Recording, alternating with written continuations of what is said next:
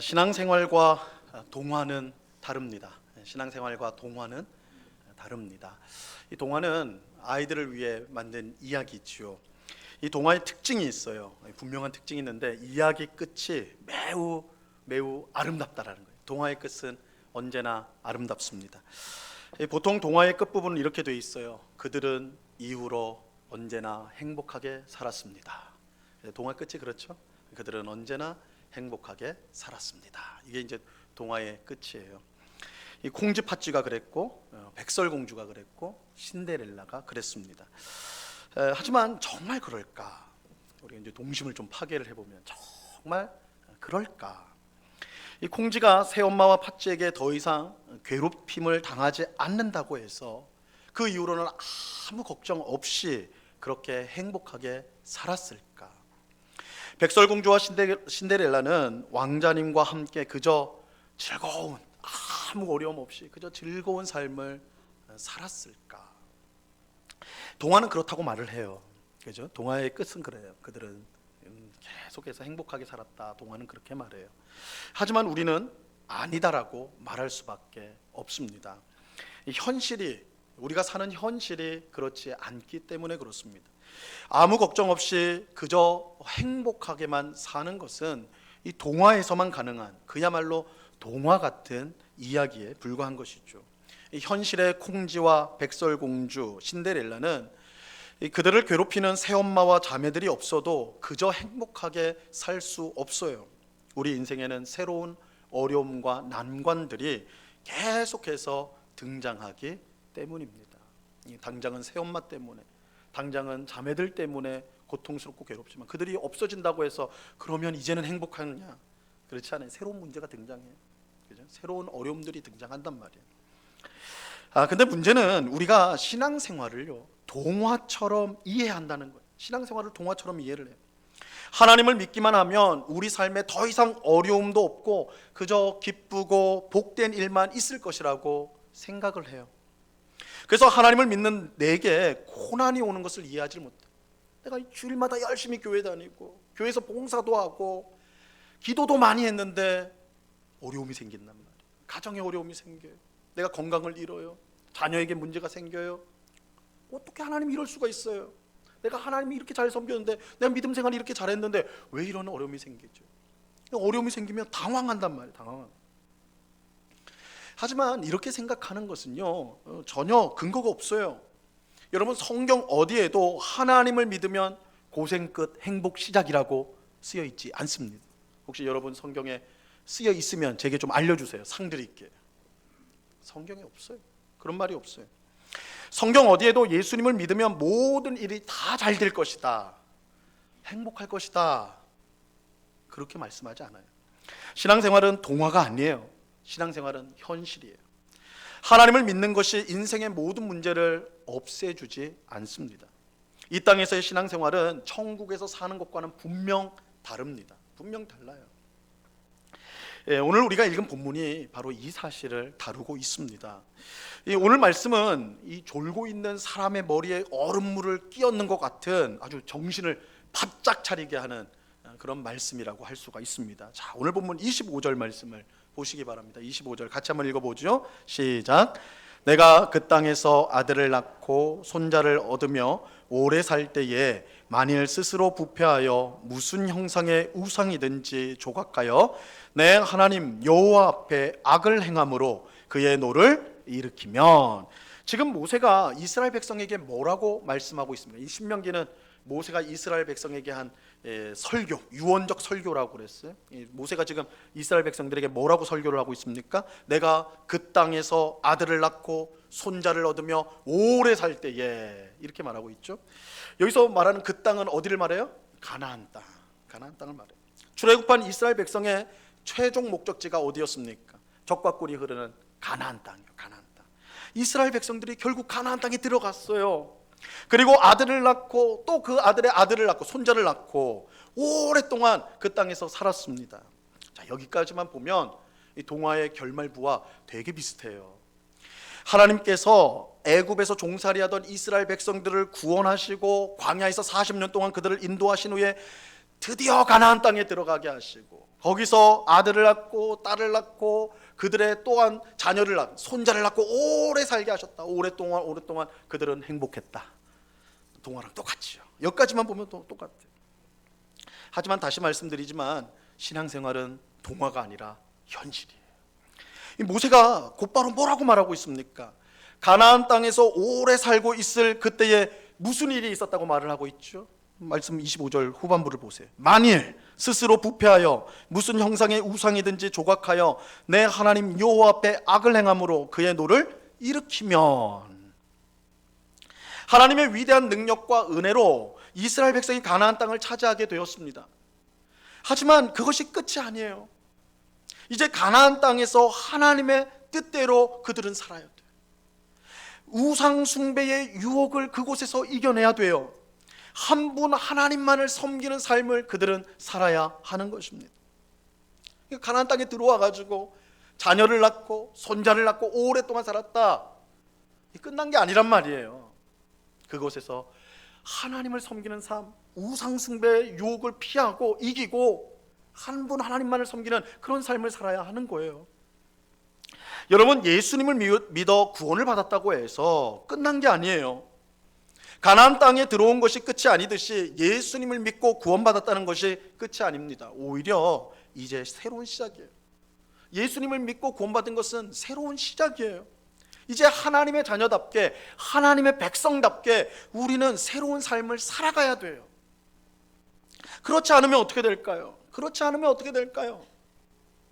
사실 우리가 이 부분을 그렇게 깊이 생각하지 않아요. 우리는 일단 가나안 땅에 들어가면 게임이 끝났다고 생각해요. 다 됐다 그렇게 생각해요. 예수를 믿고 구원받으면 다 됐다, 이제 천국 갈 거 아니냐, 다 됐다 생각할래요. 여러분, 찬송가 가사도 그렇게 나와 있지 않습니까? 이 찬송가 246장에 보면 나 가나안 땅 귀한 성에라는 찬송이 있어요. 굉장히 신나는 찬송인데 1절 가사가 이렇게 돼 있어요. 나 가나안 땅 귀한 성에 들어가려고 내 무거운 짐을 벗어버렸네. 죄 중에 다시 방황할 일 전혀 없으니 저 생명 시냇가에 살겠네. 길이 살겠네, 나 길이 살겠네, 저 생명 시냇가에 살겠네. 이렇게 이제 찬양하는 거거든요. 가나안 땅 귀한 성에 들어가면요 어떻게 된다고요? 죄 중에 방황할 일이 없대요. 죄를 지을 일이 없고 그저 기쁘고 행복하게 그 땅에서 생명 시냇가에서 길이 살겠다, 영원히 살겠다. 동화의 결말랑 똑같죠. 그죠? 하지만 오늘 우리가 읽은 말씀은 그렇지 않다라고 말하고 있어요. 이 찬양 가사처럼 되지 않는다라고 말하고 있어요. 그렇다고 해서 이 찬양은 이건 내용이 잘못된 찬송가구나, 이거 부르면 안 되겠다, 그럴 필요는 없어요. 이 찬송가대로 부르시면 돼요. 가나안 땅에 들어가기만 하면 여러분 만사형통이 아닙니다. 가나안 땅에 오래 산 후에도 뭐가 있다라고 말을 하고 있어요? 우상 숭배의 유혹이 있다고요. 우리의 믿음을 무너뜨리려는 그런 유혹들, 죄의 공격들이 있다라고 말하고 있어요. 그리고 그 유혹에 빠지면 어떻게 됩니까? 아주 심각한 상황이 발생하게 돼요. 아주 심각한 상황. 자, 오늘 본문 26절 말씀을 보세요. 26절 같이 읽습니다. 시작. 내가 오늘 천지를 불러 증거를 삼노니 너희가 요단을 건너가서 얻은 땅에서 속히 망할 것이라. 너희가 거기서 너희의 날이 길지 못하고 전멸될 것이니라. 이 정신이 바짝 드는 말씀 아닙니까? 가나안 땅에 들어가기만 하면 죄 중에 방황할 일 없고 기쁨과 행복 가득한 그런 삶을 살겠구나, 그렇게 생각한 사람이 있다면 그 사람에게는 이 말씀이 마치 청천벽력과 같은 충격적인 말씀이라고. 가나안 땅에 들어가도 죄의 유혹이 있어요. 거기에 넘어지면 어떻게 된다고요? 망해요. 모세는 가나안 땅에서 속히 망할 것이요 너희 날이 길지 못하고 어떻게 된다고요? 전멸할 것이다. 다 죽는다요. 얼마나 충격적인 말씀입니까? 너희가 우상 숭배하면 망한다. 너희 날이 길지 않다. 전멸할 것이다. 다 죽을 것이다. 이렇게 말하고 있어요. 물론 우리는 이 모세의 말씀이 과장되었다는 것을 알아야 돼요. 말 그대로 이스라엘 백성이 한 명도 남기지 않고 다 죽는다, 그런 뜻은 아니에요. 그것은 이어지는 27절만 봐도 우리가 이제 알 수가 있습니다. 27절도 보세요. 같이 읽습니다. 시작. 여호와께서 너희를 여러 민족 중에서 흩으실 것이요 여호와께서 너희를 쫓아보내실 그 여러 민족 중에 너희의 남은 수가 많지 못할 것이며, 전멸한다, 다 죽는다 라고 말씀하셨지만 사실은 여러 민족 중으로 다 흩어버리실 것이다. 그러니까 가나안 땅에서 다 죽인다 이건 아니에요. 다 추방시킨다. 추방, 너희가 다 쫓겨날 것이다. 쫓겨날 것이다. 하지만 그럼에도 불구하고 너희 남은 수가 아주 적을 것이다. 엄청난 타격을 받는 거예요. 엄청나게 많은 사람들이 죽게 될 거예요. 심판을 당하게 될 거예요. 그런데 우상 숭배를 하다가 가나안 땅에서 추방당하여 여러 민족 중에 흩어진 이스라엘 백성이 그럼 거기서 무엇을 하게 되느냐? 흩어져서 하나님께 벌을 받아서 심판을 받아서 여러 민족으로 이스라엘 백성들이 지금 흩어졌단 말이에요. 그럼 그곳에서 뭘 하느냐? 흩어진 추방된 이방 민족들 가운데, 여러 민족들 가운데 그들은 뭘 하느냐? 28절 말씀 보세요. 28절 읽습니다. 같이 읽습니다. 시작. 너희는 거기서 사람의 손으로 만든 바 보지도 못하며 듣지도 못하며 먹지도 못하며 냄새도 맡지 못하는 목석의 신들을 섬기리라. 이스라엘 백성이 여러 민족으로 흩어져서 하게 되는 일은 우상을 섬기는 일. 우상을 섬기는 일. 하나님은 이스라엘 백성들을 추방하셔서 이방 민족들 사이로 들어가서 뭘 하게 해요? 마음껏 우상 숭배하도록 합니다. 가나안 땅에서 우상 숭배하는 이스라엘 백성들을 징계해서 쫓아내셨단 말이에요. 그래 쫓겨나가지고 이방 민족에서 거하는 이스라엘 백성들이 그때부터 뭐 한다고요? 눈치도 안 보고 이제 우상 숭배하는 거예요.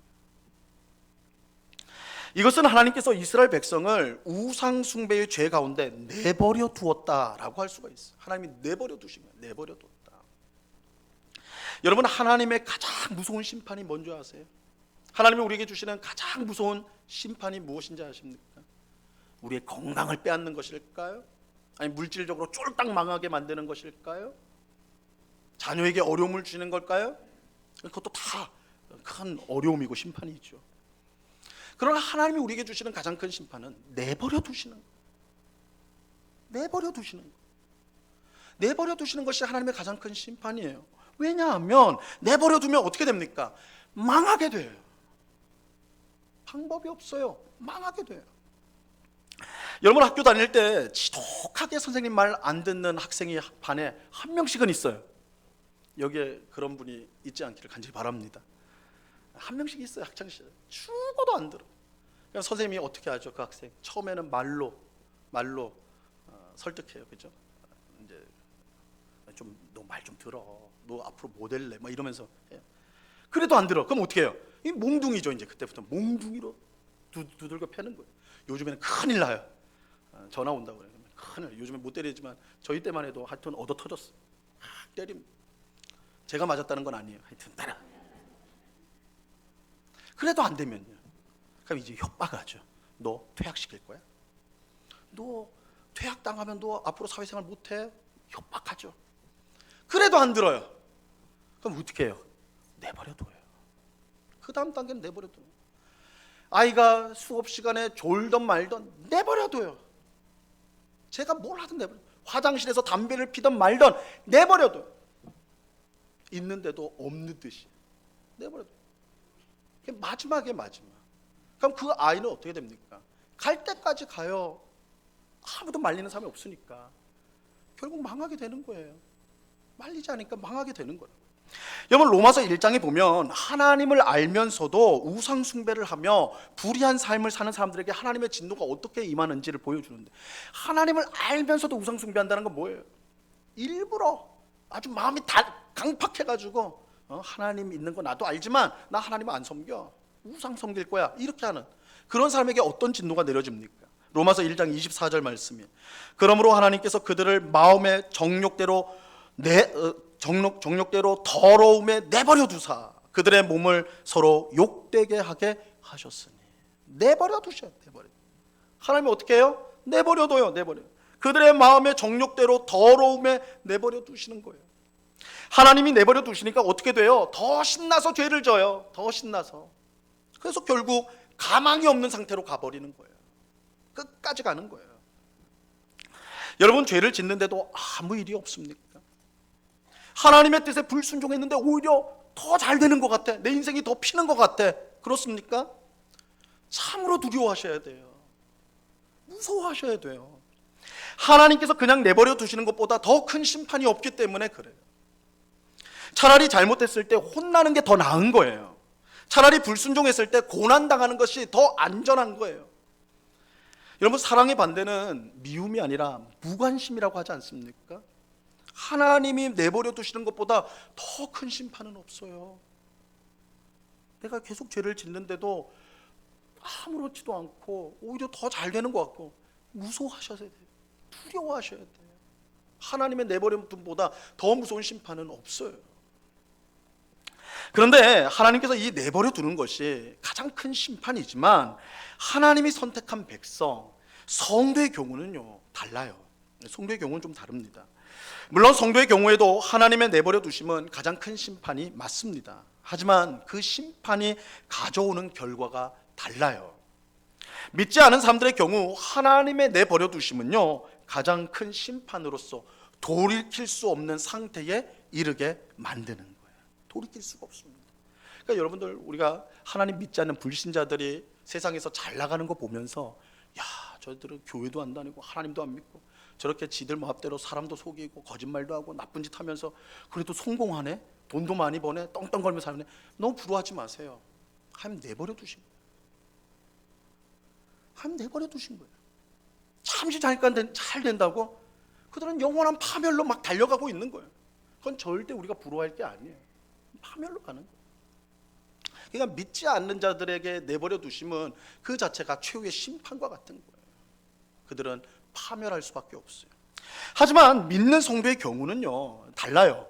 가장 큰 심판이 맞지만 그 심판으로 결국 성도는요 결국 회개에 이르게 되는 것입니다.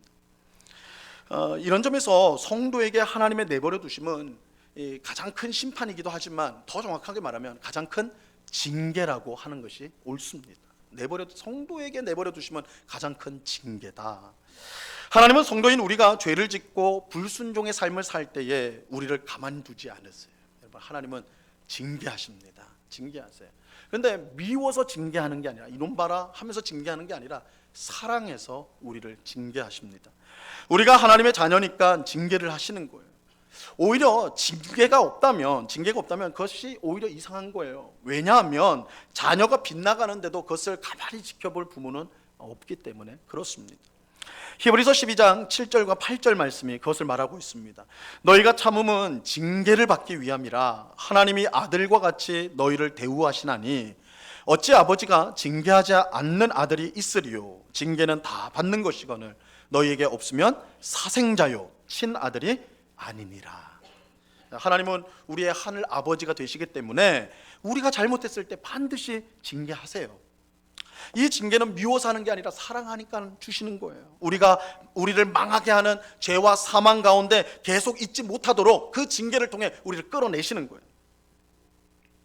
하지만 우리가 징계를 받아도 회개하지 않고 계속 죄 가운데 살면 어떻게 될까요? 그럴 때 있잖아요. 한 대 얻어 터지면 돌아와야 되는데 어떨 때는 얻어 터져도 그것보다 죄의 기쁨이 더 커가지고 계속 머물려고 할 때가 있잖아요. 마음을 강팍하게 해가지고 하나님이 징계하는데도 불구하고 죄의 가운데 우리가 계속 거하려고 할 때 그러면 어떻게 될까요? 하나님께서 내버려 두세요. 이게 마지막이에요. 내버려 두세요. 이 최후의 징계예요. 최후의 징계. 중요한 사실은 우리가 하나님께 선택받은 참 성도라면 이 하나님의 내버려 두심을 끝까지 견딜 수는 없다는 거예요. 이게 불신자와의 결정적인 차이예요. 불신자들은 끝까지 갑니다. 그런데 성도는 끝까지 갈 수가 없어요. 견딜 수가 없어요. 하나님의 내버려 두심으로 인해 우리는 점점 더 비참해지는데 이때 참 성도는 그 비참함을 견디지 못하고 하나님께 항복하면서 돌아오게 되어 있어요.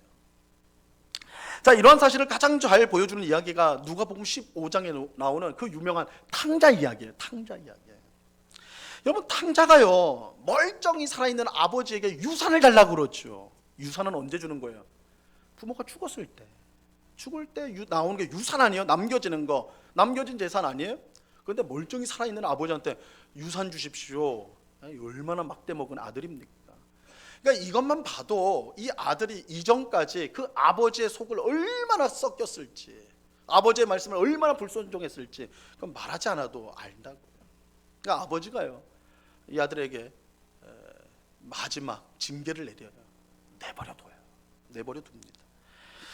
이 탕자는 유산을 줘버려요. 원하는 대로 줘버립니다. 내버려두는 거죠. 그래서 유산을 이제 탕자가 받고는 신나가지고 그 유산을 가지고 자기가 원하는 대로 다 하죠. 외국에 나가서 허랑방탕한 삶을 살아요. 지가 원하는 대로 다 살아요. 하지만 그 결과는 너무나 비참한 거예요. 하나님이 내버려둔 인생이 제대로 될 리가 없습니다. 내버려두니까 지 멋대로 살다가 결국 비참해졌어요. 돈이 다 떨어지고. 여러분, 돈이 떨어지니까 그 많던 친구가 다 떨어지죠. 돈 없는데 뭐 있겠어요. 다 친구들 다 떨어졌어. 사람들에게 다 버림을 당했어. 그냥 먹고는 살아야 되니까 어떻게 해요? 알바를 해야죠. 그래서 돼지를 쳐요. 돼지를. 여러분, 유대인들에게 돼지를 친다는 건 이거 굉장히 모멸적인 일이에요. 돼지는 불결한, 율법에 불결한 동물이에요. 가까이 가면 안 된다고. 가까이 하면 안 된다고. 근데 할 게 없잖아요. 그러니까 돼지 치는 거예요. 근데 그래도 먹을 게 없어요. 돼지가 먹는 열매를 먹고 살아요. 얼마나 비참한, 떨어질 대로 떨어진, 그죠? 추락한 것이죠. 근데 여기서 중요한 것이 탕자가요, 이때 아버지를 생각해냈다는 거예요. 아버지를 생각해냅니다. 탕자는 아버지께로 돌아갈 결심을 하게 돼요. 내가 아버지께로 가야 되겠다. 여러분, 탕자가 그럴 수 있었던 것은 아버지의 아들이었기 때문이에요. 이 탕자가 다 막대 먹은 정말 못난 아들이지만 딱 하나 아주 중요한 건 붙들고 있었어요. 그래도 나는 아버지의 아들이지. 물론 이제 돌아가면서 내가 아버지의 앞에 설 면목은 없으니까 종으로 가야 되겠다, 비록 그렇게는 말하지만 자기가 아버지의 아들이라는 건 기억하고 있었다. 그래서 아버지가 내버려두는 징계를 내렸어도 어떻게 해요? 결국은 돌아가는 거예요. 여러분, 마찬가지입니다. 우리가 하나님의 자녀라면 내버려 두시는 이 비참한 상황 속에서 하나님을 찾게 되어 있어요. 오늘 본문의 이스라엘 백성도 똑같습니다. 그들은 우상 숭배로 가나안 땅에서 추방당하여 여러 민족으로 흩어져 우상을 숭배하는 그런 비참한 상황까지 내버려져요. 하지만 그들이 하나님께서 선택한 백성이기에 그 비참한 상황에서 하나님께 돌아갈 생각을 하게 되는 것입니다. 자, 오늘 본문 29절과 30절 말씀을 보시기 바랍니다. 이 말씀 같이 읽습니다. 시작. 그러나 내가 거기서 내 하나님 여호와를 찾게 되리니 만일 마음을 다하고 뜻을 다하여 그를 찾으면 만나리라. 이 모든 일이 내게 임하여 환난을 당하다가 끝날에 내가 내 하나님 여호와께로 돌아와서 그의 말씀을 청종하리니. 하나님은 범죄한 자기 백성을 징계하셔요. 징계하여도 돌이키지 않으면 내버려 두시는 최후의 징계를 내리세요. 그렇게 해서라도, 아예 내버려 둬서라도 어떻게 한다고요? 돌이키는 거예요. 돌이키는 거예요. 그래서 결국은 다시 하나님께 돌아와 그의 말씀에 순종하는 백성으로 만드세요. 자, 우리는 여기서 이제 두 가지 사실을 주목을 해야 됩니다. 두 가지 사실을 주목해야 돼요. 첫째는 이 모든 일이 하나님께서 자비하시기 때문에 일어나는 일이라는 거예요. 하나님께서 자비하시기 때문에. 참되신 하나님을 버리고 우상 숭배를 한 이스라엘 백성은 심판받아 마땅합니다. 하나님께서 그들을 가나안 땅에서 추방하여 다른 민족으로 쫓아내셨는데도 정신 차리지 못하고 그곳에서 이방 우상을 섬긴 것은 그들이 가망 없는 사람이라는 것을 보여주는 거예요. 하지만 그럼에도 불구하고 하나님은 결국 그들이 회개하도록 만드세요. 하나님께로 다시 돌아와 그의 말씀에 순종하는 백성으로 만드십니다. 이렇게 하는 이유가 뭘까요? 이스라엘 백성이 무슨 예쁜 짓을 했습니까? 그들이 무슨 공로가 있습니까? 그런 거 전혀 없어요. 그들은 멸망받아 마땅한 그런 망할 백성들이에요. 그런데도 하나님께서 멸망시키지 않고 다시 돌아오게 만들어요. 무엇 때문인가? 이유는 단 하나예요. 여호와께서 자비로우신 하나님이시기 때문에. 하나님이 자비로우시기 때문에. 자, 오늘 본문 31절 말씀을 보시기 바랍니다. 31절 같이 읽습니다. 시작. 내 하나님 여호와는 자비하신 하나님이심이라. 그가 너를 버리지 아니하며 너를 멸하지 아니하시며 내 조상들에게 맹세하신 언약을 잊지 아니하시리라. 여호와는 자비하신 하나님이세요. 자비하신 하나님은 멸망받아 마땅한 이스라엘 백성을 버리지 않고 멸하지 않습니다. 오히려 그들의 조상들에게 하신 언약, 맹세하신 언약. 여러분, 언약이라고 그러면 우리 응곡교회 성도들은 곧바로 공식이 떠올라야 된다고 그랬어요. 나는 너희의 하나님이 되고 너희는 내 백성이 되리라. 하나님이 이 언약을 지켜요. 이스라엘 백성들이 우상 숭배하다 가나안 땅에서 추방됐어요. 이방 땅에서라도 회개하고 하나님을 찾아야 되는데 거기서 이방 우상을 섬기네요. 망해야죠. 심판당해야죠. 그런데 하나님 그렇게 하지 않았어요. 내버려 두심으로 그들을 돌아오게끔 하세요. 왜 그러냐고요? 언약을 기억하시는 거예요. 내가 너희의 하나님이야. 내가 이걸 포기하지 않을 거야. 내가 끝까지 그것을 붙들 거야. 그러시는 거예요. 왜 그렇게 하시는가? 언약을 기억하시는가? 하나님이 자비하시기 때문에. 하나님이 자비하시기 때문에. 여러분, 오늘 본문에 나오는 이스라엘 백성을 보면요, 우리가 한숨을 낼 수밖에 없어요. 여러분, 이스라엘 백성들이 어떤 사람입니까? 하나님의 역사를 직접 눈으로 보고 하나님의 음성을 직접 귀로 들었던 백성들이잖아요. 그들은 하나님께서 10가지 재앙을 애굽에 내린 것을 직접 봤어요. 하나님이 애굽을 초토화시켰어요. 그래서 이스라엘 백성을 구원했어요. 이스라엘 백성들은 하나님이 홍해를 갈라놓은 그 사이를 직접 걷는 사람들이에요. 그들은 광야에서 하나님이 하늘로부터 내려온 만나라는 음식을 직접 먹었던 사람들이에요. 물이 없는 곳에서 하나님이 반석에서 물을 내실 때 그 물을 직접 마신 사람들이 이스라엘 백성들이에요. 아무것도 없는, 길이 없는 그곳에서 불기둥과 구름기둥으로 친히 하나님께서 그들을 인도하시는 것을 경험한 사람들이에요. 40년 동안이요. 여러분, 이 세상에 이런 하나님의 놀라운 기적과 역사를 이토록 많이 경험한 민족이 어디 있냐고요. 이 수많은 기적 중에 우리 단 한 가지만이라도 우리가 경험하면 얼마나 좋을까요? 그렇잖아요. 우리가 홍해, 한강 사이라도 한번 건너보면 평생 하나님 배반하지 않고 잘 믿을 텐데, 그거 아닙니까? 하지만 이스라엘 백성들은 이 모든 것을 경험했으면서도 우상 숭배에 빠졌어요. 하나님의 징계로 여러 민족으로 흩어졌는데 그곳에서도 여전히 우상 숭배하였어요. 정말 한심하고 심판받아 망해야 마땅한 백성들이. 하지만 그럼에도 불구하고 하나님 끝까지 그들을 포기하지 않으셨어요. 그리고 그들이 회개하고 돌아올 때 그들을 만나주시고 받아주세요. 무엇 때문에요? 하나님께서 자비하시기 때문에. 하나님께서 자비하시기 때문에. 하나님의 자비에 한계가 없기 때문에 망해야 마땅한 이스라엘 백성들을 다시 받아주시는 것입니다. 그런데 여러분, 이건 우리도 마찬가지 아닙니까? 우리도 마찬가지 아니에요? 우리가 지금 신앙생활을 할 수 있는 것은 우리가 훌륭하기 때문이 아닙니다. 내가 경건하고 그럴 만한 사람이기 때문이 아니에요. 그것을 우리 자신이 너무나 잘 알잖아요. 우리가 겉으로 볼 때는 신앙생활 잘하는 척할 수 있고 사람들의 인정을 받을 수 있는 척할 수 있어요. 그럼 우리 자신을 스스로 돌아보면 어떻습니까? 우리가 잘 알잖아요. 오늘 본문에 나오는 이스라엘 백성이 한심해 보이지만 솔직히 나 자신을 돌아보면 그들과 크게 다르지 않은 나라는 것을 우린 인정하지 않을 수가 없다고요. 이스라엘 백성이 우리라고요. 우리예요. 우리도 기회만 되면 하나님의 뜻보다 내 욕심을 앞세우고 하나님께 순종하기보다는 당장의 내 이익을 쫓아 내 마음대로 행할 때가 많은 게 우리잖아요. 그런데도 우리는 하나님 앞에 나와서 예배하고 기도하며 은혜와 복을 구합니다. 어떻게 그렇게 할 수 있을까? 어떻게 그렇게 뻔뻔할 수가 있냔 말이에요. 하나님께서 자비하신 분이기 때문에 그래요. 하나님께서 자비하신 분이세요. 우리 중에는 하나님 앞에 나오는 것이 정말 숭고한 분이 계실, 그런 마음으로 나오는 분이 계실. 나 같은 죄인이 하나님 앞에 어떻게 나올 수가 있나? 하나님이 나 같은 사람의 기도를 과연 들어주실까? 나처럼 악한데, 나처럼 나쁜데 하나님께서 그런 나를 받아주실까? 우리 자신을 보면요, 그럴 자격이 없어요. 은혜와 복이 아니라 심판을 받아 마땅한 것이 우리예요. 하지만 하나님은 아무 자격이 없고 심판받아 마땅한 우리가 가슴을 치며 하나님 앞에 나올 때 그대로 받아주세요. 하나님께서 자비하시기 때문에. 하나님이 자비하시기 때문에. 하나님의 자비는 우리의 죄와 허물을 덮고도 남아요. 우리의 죄와 허물을 덮고도 남습니다.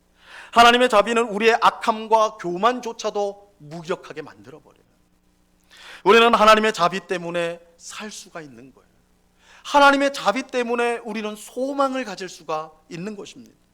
우리는 하나님의 자비를 의지하며 하나님 앞에 나와야 돼요. 우리 자신을 보면 도저히 하나님 앞에 설 수 없지만 하나님의 자비를 의지하여 우리는 하나님 앞에 서게 되는 것입니다. 그러므로 여러분, 우리는 자격이 없습니다.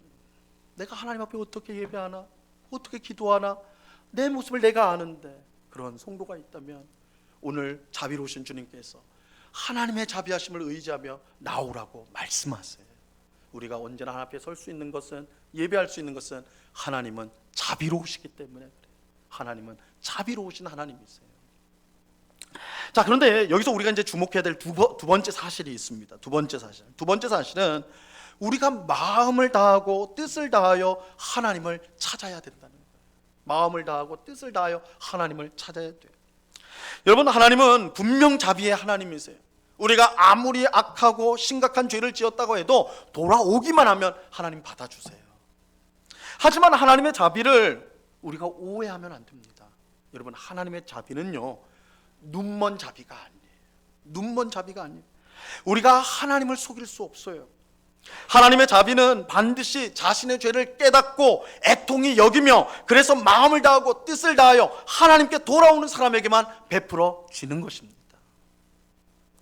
막연하게 용서해 주시겠지, 막연하게 봐주시겠지, 이렇게 생각하는 사람에게 하나님의 자비는 임하지 않습니다. 우리는 그런 눈먼 자비를 기대해서는 안 돼요. 하나님은 분명 그 어떤 죄인이라도 용서하고 품어주실 정도로 자비하세요. 하지만 그 죄인이 진정으로 회개하지 않는다면 하나님의 자비를 기대해서는 안 되는 것입니다. 만약 오늘 예배하는 분 중에 내가 지금 이렇게 신앙생활하면 안 되는데, 우리 자신이 그걸 잘 알거든. 야, 내가 이렇게 좀 엉터리로 신앙생활하면 안 될 텐데, 내가 이렇게 하나님께 멀리 떨어져 있으면 안 될 텐데 라는 생각이 드는 분이 있다면 지금 진심으로 회개하고 간절히 하나님을 찾으셔야 돼요. 나중에 어떻게 되겠지, 그렇게 막연하게 생각하면 안 돼요. 나중에 나이가 되면, 나중에 세월이 어느 정도 흐르면 어떻게 되겠지, 그때는 신앙생활 잘할 수 있겠지, 그렇게 생각하시면 안 돼요. 여러분, 하나님의 자비는 절대 눈먼 자비가 아니에요. 하나님은 자기를 간절히 찾는 사람을 만나 주십니다. 가슴을 치며 나는 죄인입니다 고백하며 나오는 그 사람을 하나님은 만나 주시는 거예요. 여러분, 이스라엘 백성이 가나안 땅에 들어온 곳으로 해피엔딩이 아니에요. 해피엔딩이 아니에요. 우리가 예수님을 믿고 구원받은 것으로 모든 것이 다 되지 않습니다. 우리 앞에 무수한 유혹이 있어요. 또 어려움들이 있어요. 우리는 믿음으로 그것을 이겨나가야 합니다. 그러나 우리가 넘어질 때가 있죠. 오늘 말씀이 그거예요. 가나안 땅에 살 때, 오래 살 때 넘어질 때가 있다라는 거예요. 넘어질 때가 있어요. 거듭된 죄로 인해서 하나님이 내버려 둔 것처럼 살 때가 우리가 있다라는 거예요. 하지만 그런 절망적인 상황이라도 우리는 하나님께 나와야 합니다. 하나님께 나와야 돼요. 간절히 회개하며 하나님을 찾으셔야 돼요. 왜냐하면 하나님은 자비의 하나님이시기 때문이에요. 우리가 아무리 망할 죄인이라도 진심으로 회개하고 하나님을 찾으면 우리를 만나주시고 우리를 용서해 주십니다. 하나님의 자비가 그만큼 크기 때문입니다. 우리 신앙생활은 우리가 뭘 했냐가 중요한 게 아니에요. 그거 따지면 우리 중에 어느 누구도 이 자리에 앉을 자격이 없습니다. 신앙생활이 가장 중요한 것은 하나님이에요. 하나님이 어떤 분인가? 오늘 말씀은 하나님은 자비로운 하나님이시다. 자신의 죄를 깨닫고 회개하며 전심으로 하나님 앞에 나오면 하나님의 자비가 그를 용서하고 다시 회복시켜 주신다는 것입니다. 오늘 예배하는 우리 모두가 하나님의 자비하심이 한없이 크다는 것을 분명히 믿을 수 있기를 간절히 바랍니다.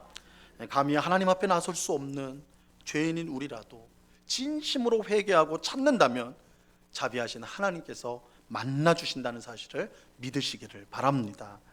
자비하신 하나님께서 지금도 우리를 부르세요.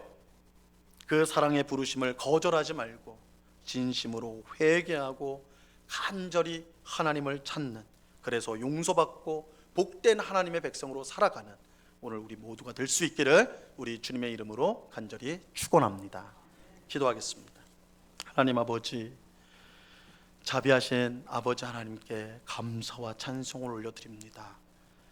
주님, 우리를 예수 그리스도의 공로로 구원하여 주시고 하나님 나라 천국을 위해 이미 주셨습니다. 근데 우리는 여전히 하나님을 의지하기보다는 세상의 화려한 것들을 쫓아가고 세상의 좋은 것들을 욕심대로 살려고 하는 이스라엘 백성들이 우상 숭배에 빠졌듯이 우리 또한 하나님이 아닌 우상에게 빠질 때가 얼마나 많은 저희들인지요. 주님, 그래서 어릴 때는 마치 하나님이 내버려 두신 것처럼 그런 상황 가운데, 비참한 상황 가운데 우리가 처할 때도 있습니다. 주님, 그럴 때에 하나님의 자비하심을 기억하고 즉시 하나님께 돌아오는 저희가 되게 하여 주시옵소서. 오늘 예배하는 우리 성도들 가운데 하나님의 내버려 둔 같은 그 상황 가운데 있다고 생각되어지는 성도가 있다면 지금 자비하신 주님 앞으로 나아오는 귀한 은혜를 베풀어 주시옵소서. 우리 하나님은 자신의 죄를 깨닫고 가슴을 치며 어떻게 합니까? 살려주십시오 고백하는 그 사람을 무조건적으로 사랑하여 주시고 용서하시고 회복시켜 주시는 자비의 하나님이신 줄로 믿습니다. 이 믿음을 가지고 주님 앞에 늘 가까이 나오는 저희들 다 될 수 있도록 은혜를 내리워 주시옵소서. 감사하며 예수님의 이름으로 기도드리옵나이다. 아멘.